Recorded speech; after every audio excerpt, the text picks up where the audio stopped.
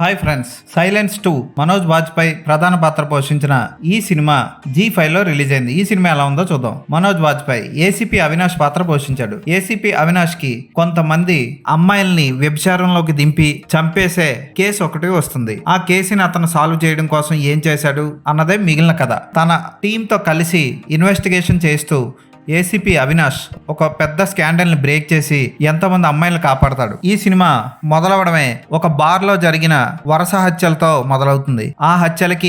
ఆ హత్యల్లో ఉన్న ఒక కాల్ గర్ల్ హత్యకి సంబంధం ఏంటి, దాన్ని ఎలా ఛేదించాడన్నది బాగానే చూపించారు. క్లైమాక్స్ మాత్రం మనకి అంతగా రుచించదు. తెలుగు వాళ్ళకి ఇటువంటి కథలు చాలా చూసిన ఫీలింగ్ అనిపిస్తుంది. క్లైమాక్స్ లో విలన్ ఎవరో తెలిసిన తర్వాత అరెరే విలన్ ఏంటి ఇలా ఉన్నాడు అన్న ఫీలింగ్ వస్తుంది మనకి.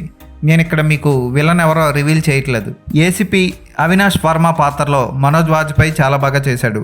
అలాగే ప్రాచీ దేశాయ్ కూడా అతని అసిస్టెంట్ గా బాగానే చేసింది. వీళ్ళ స్పెషల్ ఇన్వెస్టిగేషన్ టీమ్ ని ప్రత్యేకంగా అభినందించాలి. అందరూ కూడా చాలా చక్కగా నటించారు.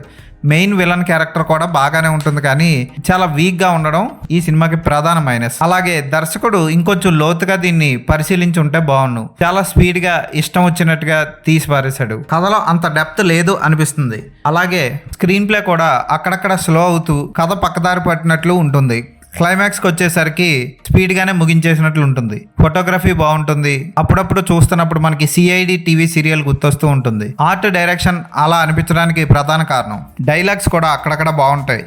ఫస్ట్ షాట్లో ఒక వేసిని ఒక అతను బలవంత పెడుతున్నప్పుడు స్త్రీలు నో అంటే నో అని అవినాష్ చెప్పే డైలాగ్ అక్కడ అమితాబ్ బచ్చన్ పింక్ సినిమాని ఉదహరించడం నవ్వు తెప్పిస్తుంది. ఏసీపీ అవినాష్ వర్మ పాత్రలో నటించిన మనోజ్ వాజ్పేయి కోసం ఈ సినిమాని ఒకసారి చూడొచ్చు. ఈ సినిమాకి నేను ఇచ్చే రేటింగ్ 3/5.